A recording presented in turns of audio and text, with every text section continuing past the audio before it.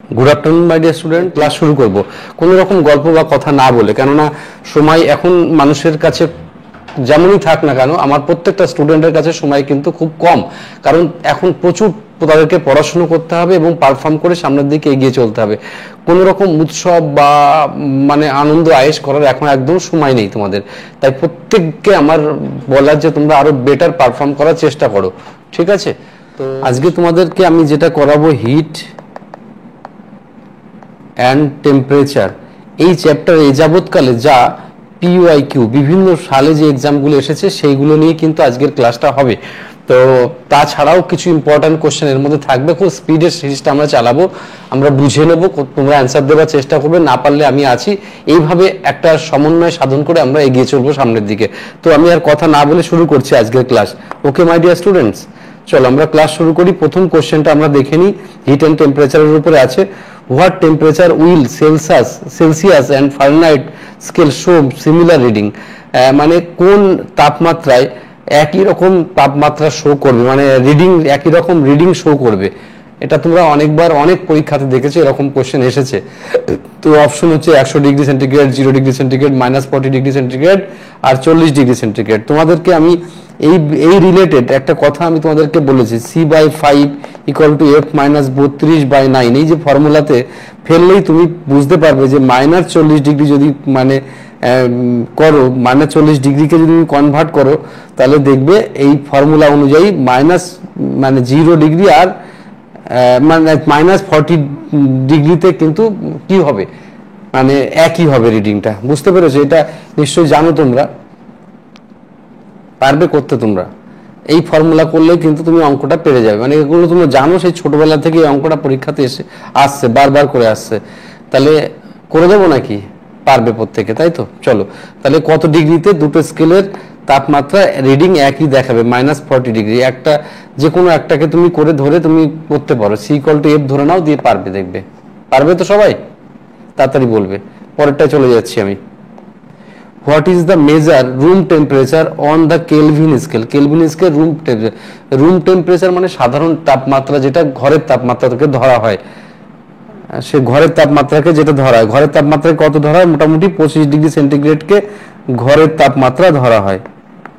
তাহলে অ্যান্সার কোনটা হবে স্যার এখানে? তাড়াতাড়ি আমায় জানো, ঘরের তাপমাত্রাকে যদি ধরা হয় এটা কত হবে?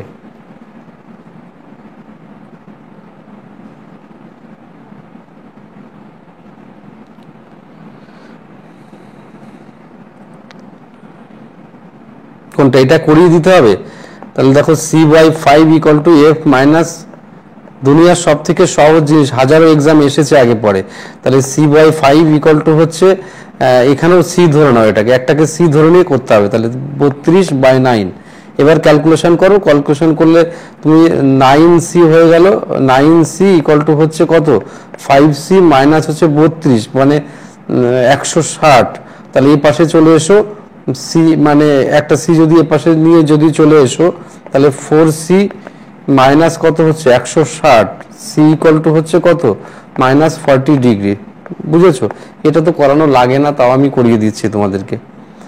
আর এটা হচ্ছে, এইটা অ্যান্সার হবে। কেন স্যার? -273° জানো কেলভিনে, তার সাথে 25°কে যোগ করো, করলে কত হচ্ছে দেখো, কত হচ্ছে?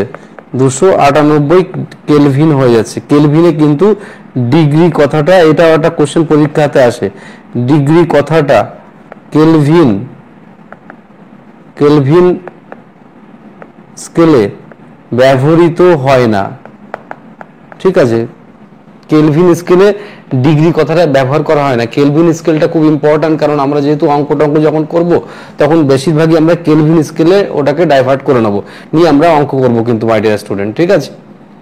বোঝা গেল? কোনো বুঝতে অসুবিধা থাকলে আমায় জানাবে, তাড়াতাড়ি করে জানাবে যদি বুঝতে পারো। ক্লিয়ার হয়েছে? ঘরের তাপমাত্রা 25° ধরায়। আর তোমাদের এই প্রসঙ্গে আরো একটা কথা জানিয়ে নি, দেখো এই যে আমরা এয়ার কন্ডিশনের কথা বলি, তো এয়ার কন্ডিশন বা বিভিন্ন রকম টেম্পারেচার মোটামুটি রাখা হয় 25°C।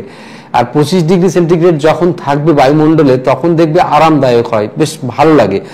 আর 25°তে হিউমিডিটি, বাতাসের যে আর্দ্রতার পরিমাণ ঠিক থাকে। আমি যে কথাগুলো তোমাদেরকে শেয়ার করছি প্রত্যেকটা কথা পরীক্ষার জন্য ইম্পর্টেন্ট। আমি আরও একবার বলে দিই যে 25°তে দেখবে বাতাসের হিউমিডিটি একদম অ্যাবসলিউটলি ঠিক থাকে, মানে আর্দ্রতা, বাতাসের জলীয় বাষ্পের পরিমাণও ঠিক থাকে।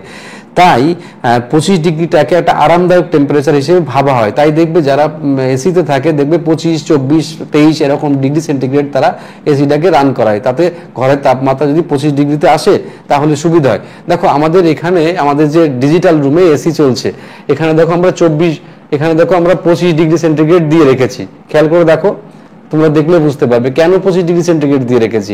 25°C হচ্ছে আরামদায়ক টেম্পারেচার। তাহলে এটার উপরে বেস করে তোমাকে অ্যান্সারটা কিন্তু 273 সঙ্গে 25 যোগ করলে 298 তোমার হয়ে যাচ্ছে।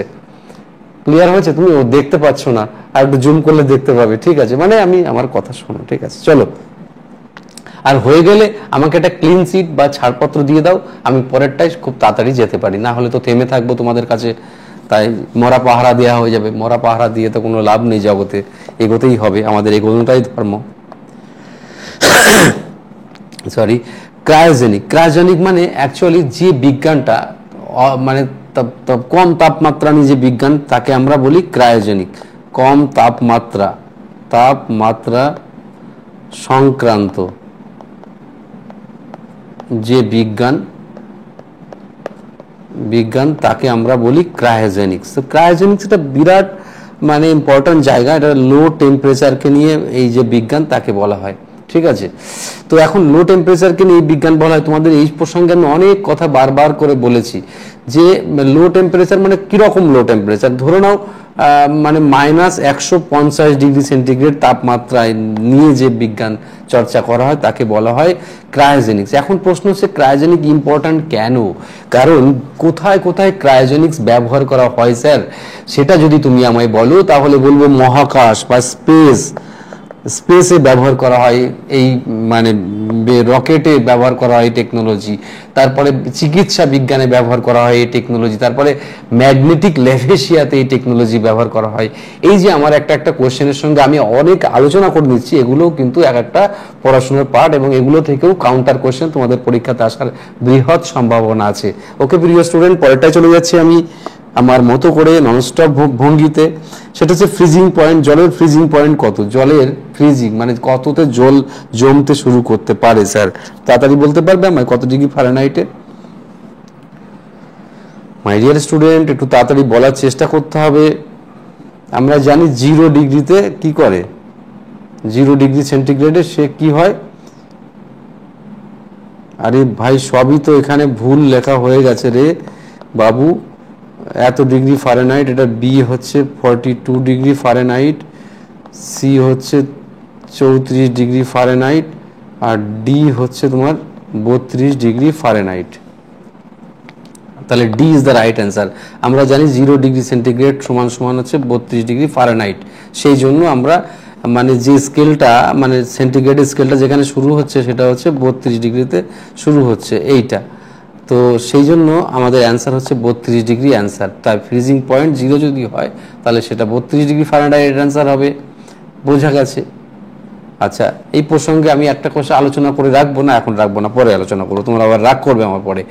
ফিজিক্যাল স্টেট অফ মানে 12°C জল কেমন থাকে? 12°C হলে জল কি অবস্থায় থাকে? গ্যাসীয় অবস্থায় থাকে, জলীয় বাষ্প অবস্থায়, না আয়নিক অবস্থায়? বলো বাবু। এটা লিকুইড অবস্থায় থাকে স্যার।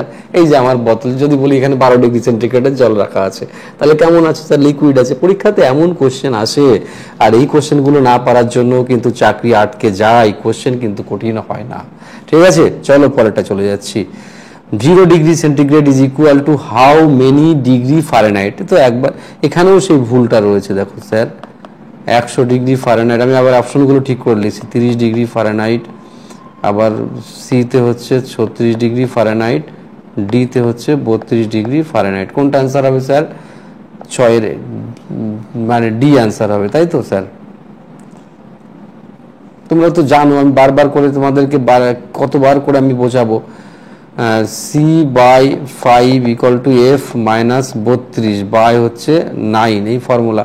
আচ্ছা, আমি আগেও শিখিয়েছি যে একটা ফর্মুলা যদি তুমি শেখো তাহলে টোটাল ফর্মুলাটা তোমার আয়ত্তের মধ্যে চলে আসবে। আমি অনেকবার শিখিয়েছি তোমাদের সেই ফর্মুলাটা, সবগুলো স্কেলকে আমরা নিয়ে একটা ফর্মুলা তৈরি করেছিলাম, সেটা হচ্ছে সি মাইনাস 0 বাই হচ্ছে 100 ইকুয়াল টু হচ্ছে এফ মাইনাস 32 বাই হচ্ছে 180, তারপর হচ্ছে আর মাইনাস 0 বাই হচ্ছে 80 ইকুয়াল টু হচ্ছে কে মাইনাস 273 বাই হচ্ছে 100, এবার হচ্ছে আর এন মাইনাস 492 বাই হচ্ছে 180। ঠিক আছে, তাহলে এই যে স্কেল, আমার যে স্কেলটা দরকার সেই স্কেল আমার মনে করো এখন এটা হচ্ছে তোমার সেন্টিগ্রেড স্কেল, এটা ফারেনহাইট স্কেল, এটা হচ্ছে রেমার স্কেল, এটা হচ্ছে কেলভিন স্কেল, এটা হচ্ছে তোমার একটা রেমার বললাম, একটা হচ্ছে র্যাঙ্কিন, এটা হচ্ছে র্যাঙ্কিন স্কেল, লাস্টেরটা হচ্ছে র্যাঙ্কিন, আর এটা হচ্ছে কি রিমার স্কেল, আর E A M UR Reaumur scale, Reaumur scale, আর এটা হচ্ছে কি সরি এইটা হচ্ছে রিমার স্কেল এইটা, আর এটা হচ্ছে কেলভিন স্কেল, আর এটা হচ্ছে ফারেনহাইট, আর এটা হচ্ছে সেন্টিগ্রেড। প্রিয় স্টুডেন্ট, বুঝতে পেরেছো আমার কথা? আমি পড়াবো পরে, আগে বুঝে নাও। মানে সি মাইনাস 0 বাই হচ্ছে 100 equal to F minus 32 by R 180, আর মানে হচ্ছে তোমার রিমার স্কেল। এতগুলো স্কেল আছে, কোনটা স্কেল আছে? প্রথমে সেন্টিগ্রেড স্কেল আছে, ফারেনহাইট স্কেল আছে, রিমার স্কেল আছে, কেলভিন স্কেল আছে, র্যাঙ্কিন স্কেল আছে। প্রত্যেকটা স্কেলে জন্মের মতো একটা রিলেশনশিপ তৈরি করা দেওয়া আছে। তোমার যে অঙ্কটা আসবে, যার সঙ্গে রিলেশন তৈরি করতে বলবে, তুমি ঝাম করে রিলেশনটা তৈরি করে ফেলতে পারবে। দেখো, পারবে তো নাকি? তোমার মনে করো 40 ডিগ্রি সেন্টিগ্রেড তাপমাত্রাকে যদি কেলভিনে নিয়ে যেতে বলে, তাহলে তোমার এর সঙ্গে এখানে সেন্টিগ্রেড এখানে 40 ডিগ্রি লিখে দিলে, তাহলে এইটা ইকুয়াল টু এইটা বসিয়ে দিলে কি হবে, এখানে করে দিলে, মানে আমি আরেকবার তোমাকে এরকম না করে, মনে করো তোমাকে সেন্টিগ্রেড থেকে কিসে নিতে হবে, সেন্টিগ্রেড থেকে তোমাকে নিতে হবে কেলভিনে, তাহলে 273 বাই হচ্ছে 100, এরকম হয়ে গেল। এবার তোমার 100 কেটে যাবে, কিন্তু ওটা তুমি মনে করো যেটা বের করতে পারো তার মানটা। আমি এইটা লেখার উদ্দেশ্য হচ্ছে সব মিলে একসঙ্গে একটা ফর্মুলায় আমি বেঁধে দিলাম। মাই ডিয়ার স্টুডেন্ট, বোঝা গেল আমার কথা নাকি বলো তো? আমি উত্তরের আশা করছি না এখন, আগে আমি ব্যাপারগুলোকে ডিসকাস করে নিচ্ছি যাতে তোমাদের জন্মের মতন মনে থেকে যায়। তাহলে 32 অ্যান্সার হয়ে গেছে আমাদের, ওটা নিয়ে আর কথা বলা যাবে না আমাদের অ্যান্সার। ঠিক আছে, পরেরটা চলে যাচ্ছে। The normal temperature of human body, মানুষের স্বাভাবিক তাপমাত্রা কত? দেহের তাপমাত্রা কত স্যার বলো? 98.6, 98.4ও কখনো কখনো হয়, 6ও হয়। ঠিক আছে, আর আচ্ছা সেলসিয়াসে কত? সেলসিয়াসে হচ্ছে 37 ডিগ্রি ফারেনহাইট। অ্যান্সার এটা হচ্ছে বিতে, আমি অ্যান্সারটা ফারেনহাইট বলে দিলাম। সেলসিয়াসে সেইটা হবে কত? সেটা হচ্ছে সেলসিয়াস, এটাও কিন্তু মনে রাখবে, সেলসিয়াস হবে 37 ডিগ্রি সেন্টিগ্রেড। আচ্ছা, কেলভিনে কত হবে স্যার? সেটা মানুষের স্বাভাবিক তাপমাত্রা, কেলভিনে 310.15 কেলভিন। আচ্ছা, ফারেনহাইটে কত বললাম? ফারেনহাইটে 98.6 বললাম। ব্যাস, হয়ে গেল। ক্লিয়ার হয়েছে নিশ্চয়ই? হয়েছে বাবু? পরেরটা 372কে কেলভিনে নিতে হবে, সেই আমাদের ফর্মুলা। ওই ওই ফর্মুলা দিয়ে শেখালাম, ওই ফর্মুলাকে তুমি 100 কেটে যায়, তাহলে এর সঙ্গে যোগ করে দিলে অ্যান্সার হয়ে যাচ্ছে। 300 এর সঙ্গে 273 যোগ করে দাও, তাহলে তো অ্যান্সার হয়ে যাচ্ছে। আরে আমাকে বলতে হবে তো, 372 ডিগ্রি সেন্টিগ্রেড প্লাস 273.15 করলে কত হচ্ছে? 645.15 কেলভিন। তা 645 নেই, তা 645 অ্যান্সার। পরেরটা degree Fahrenheit is equal to কত ডিগ্রি ফারেনহাইট? তত এখানে লেখা নেই স্যার।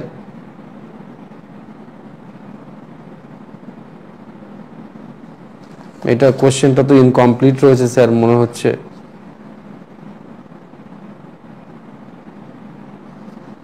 কত ডিগ্রি ফারেনহাইট, এর তো কোনো কিছু লেখা নেই।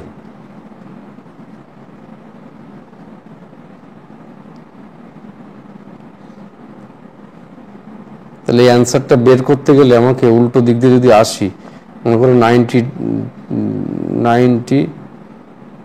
90 ডিগ্রি ফারেনহাইট যদি ধরি, ঠিক আছে, এফ, তাহলে আমি লিখছি C/5 ইকুয়াল টু হচ্ছে 95 মাইনাস 32। আমি ব্যাক ক্যালকুলেশনের অ্যান্সারটা বের করার চেষ্টা করছি। C/5 ইকুয়াল টু হচ্ছে এটা মাইনাস ইকুয়াল টু 63/9, তাহলে সি ইকুয়াল টু হচ্ছে মানে সি ইকুয়াল টু হচ্ছে 5 ইন্টু 63/9 7 35। তাহলে এইটা অ্যান্সার হচ্ছে 35, ঠিক আছে, 35, মানে আমি অ্যাপ্রক্সিমেটলি 95 ধরে করলাম আর কি, 95 ডিগ্রি ফারেনহাইট ধরে করলাম। তাহলে অ্যান্সারটা বুঝেছো? আচ্ছা, কোনো কোশ্চেনে কোনো অসুবিধা আছে আমায় একবার জানাবে তো স্যার। যদি কোনো কিছু না বুঝতে পারো আমায় একবার জানাও, তাহলে আমি আরো ক্লিয়ার করে দেবো তোমাদেরকে। যদি কোনো কোথাও প্রবলেম আছে তাড়াতাড়ি করে বলতে হবে। কোন তাপমাত্রায় পানির বা জলের ঘনত্ব, পানির ঘনত্ব সর্বাধিক হবে? এটা আমরা 4 ডিগ্রি সেন্টিগ্রেড, সব ডিগ্রিগুলোকে সব মুশকিল করা হয়ে গেছে এখানে।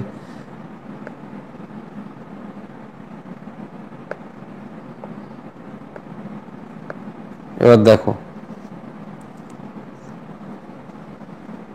4 ডিগ্রি সেন্টিগ্রেডে জলের ঘনত্ব সব থেকে বেশি হয়, তোমরা জানো। D equal to M by V, D equal to M by, D মানে হচ্ছে, আমি এখানে লিখি D equal to M by V. M মানে হচ্ছে মাস, ভি ইকুয়াল টু হচ্ছে ভলিউম, ভলিউম মানে আয়তন, আর ডি মানে হচ্ছে ডেনসিটি, মানে হচ্ছে ঘনত্ব। তার মানে 4 ডিগ্রি সেন্টিগ্রেডে জলের ঘনত্ব সব থেকে বেশি, তাই জলের ঘনত্ব যদি সব থেকে বেশি হয়, তাহলে এই মানে D equal to M by V যদি হয়, তাহলে ডি বেশি হচ্ছে, তাহলে এম হচ্ছে, ভি কমে যাবে, ভি কমে যায়। তার মানে ব্যস্তানুপাতিক সম্পর্ক ডি ভ্যারিজিয়াস 1/v, এগুলো আমি শিখিয়ে রাখছি, তার কারণ হচ্ছে কাজে লাগবে। তার মানে যদি কখনো বলে জলের ঘনত্ব বেড়ে গেল, তাহলে আয়তন কি হবে? আয়তন হচ্ছে কমে যাবে, আর আয়তন যদি বেড়ে যায় তো জলের ঘনত্ব কমে যাবে। এইগুলো মাথায় রেখো, পরীক্ষাতে কিন্তু এরকম আসবে। পরেরটা চলে যাচ্ছি। কেলভিন স্কেলে জলের হিমাঙ্ক কত? কেলভিন স্কেলে ফ্রিজিং পয়েন্ট কত জলের? তাড়াতাড়ি বলো। -273.15 কেলভিন, ঠিক আছে। পরেরটা চলে যাচ্ছি। মাইনাস এত টেম্পারেচার ইকুয়াল কত? এত ডিগ্রি টেম্পারেচার মানে কত ডিগ্রি টেম্পারেচারের সমান? 0 ডিগ্রি সেন্টিগ্রেড, আমরা এই যে হিসেব করছিলাম একটু আগে। আচ্ছা, আমাকে একবার জানাবে যে আমি যেমন করছি স্পিড ঠিক আছে না কমাবো না বাড়াবো? আমাকে একটুখানি সবাই গাইড করে দাও তোমরা, তোমাদের মূল্যবান মতামত আমার দরকার আছে।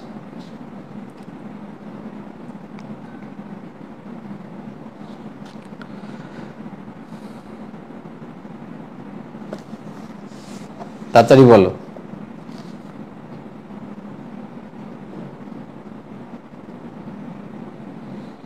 আচ্ছা, একটা কোশ্চেন লিখবো, তোমরা অ্যান্সার পারো কিনা দেখো তো। লেখো অ্যাকর্ডিং, মানও বলে দেবো, according to gas kinetic energy, kinetic energy মানে গতিশক্তি আর কি,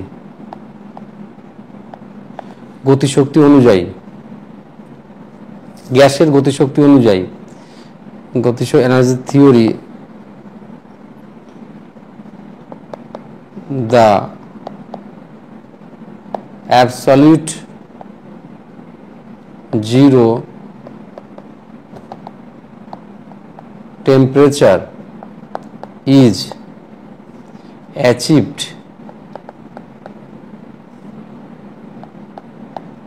only when, আচ্ছা স্পিড ঠিক আছে স্যার, ওকে বাবু ঠিক আছে। এটার মানে বোঝো, অ্যাকর্ডিং টু গ্যাস মানে গ্যাসের গতিশক্তি, থিওরি অনুযায়ী মানে গ্যাসের গতীয় শক্তির থিওরি অনুযায়ী পরম শূন্য তাপমাত্রা কখন হবে? কখন হবে বলো? এটা একটা অন্য কোশ্চেন, মানে আমার কথা বুঝেছো? মানে গ্যাসের গতিশক্তির থিওরি অনুযায়ী 0°C কখন হবে গ্যাসের তাপমাত্রা, সেটা আমাকে বলতে বলেছে। তাহলে অ্যান্সারটা আমি লিখে দিই, কাইনেটিক এনার্জি অফ মলিকুল যখন 0 হবে, না লেখো the kinetic energy of the molecules is 0। আরে এটা 0 না হলে কি করে কাইনেটিক মানে পরম উষ্ণতা 0 হবে, বুঝেছো? এটাও 0। আশা করি বুঝতে পারলে। পরেরটা,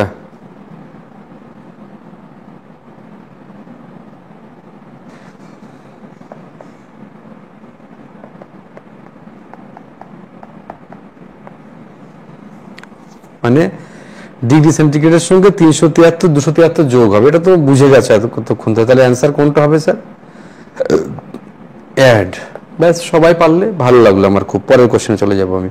what is the value of temperature when consider normal human body? এর আগে একবার করালাম এটা, তাড়াতাড়ি বলো, এটা করালাম তো আগে, একই অঙ্ক বারবার আসছে, ঠিক আছে?